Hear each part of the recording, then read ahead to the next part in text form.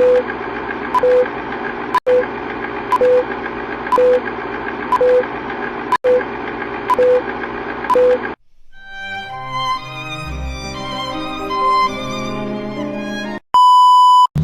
job, boy.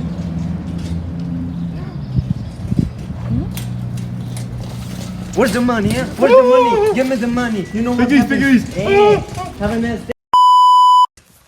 This day and time is when the first great crook of American organized crime was born. It was the day that little Al Capone discovered the profitable world of extortion, and he knows how to put it to work. On his 7th birthday, Capone was put to work by his father. He told him that he had to make a certain amount of money. If he made more than that, he could keep the rest. Thus, the odds were stacked against Capone. But when he saw a member of a gang standing a grocery man, he knew the path his life would take. But there is a problem. Capone's family isn't one of crooks, so he would need to discover how to be one himself. Back in Italy, his family were pasta makers, and his father worked at the shop. So it was in Italy, but America, who created the famous mobster. As a teenager, John Capone knew Johnny Torrio, the leader of the Five Points gang. He introduced Capone to the world of crime and also helped him enter the gang.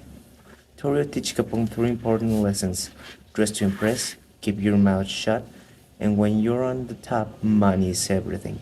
Once in the gang, Capone started working as a bodyguard and a waiter for the mobster Frankie Jail and Antonio Fat Tony Torelli, who entrusted Capone with tasks such as extortioning local stores.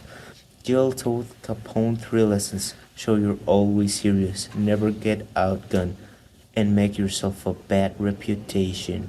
Capone had a very recognizable scar on his face.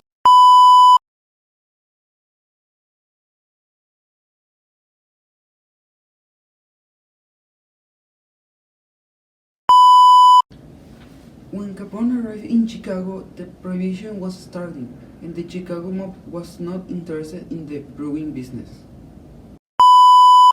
The Chicago mob was controlled by James Big Jim Colosimo, and he wasn't interested in bootlegging or alcohol smuggling. So since Capone worked for Torrio and Torrio was the second boss of Chicago, he could make the millions he made. But Capone got a plan.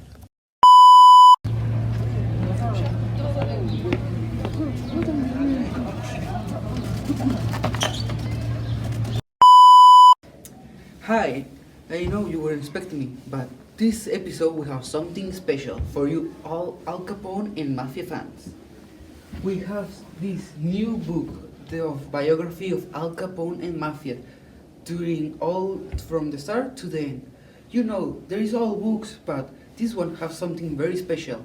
We have uncovered new information, new evidence during the creation of this documentary, so you all can have it and know even more about this time.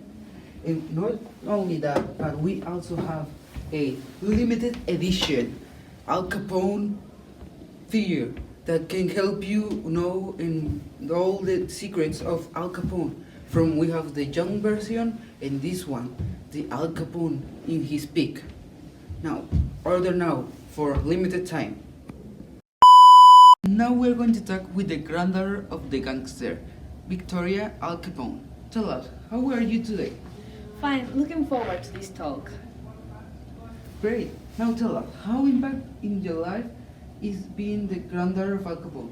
Well, having Al Capone as my grandparent was really cool, but at the same time was a bad experience. This because of my classmates and people I met.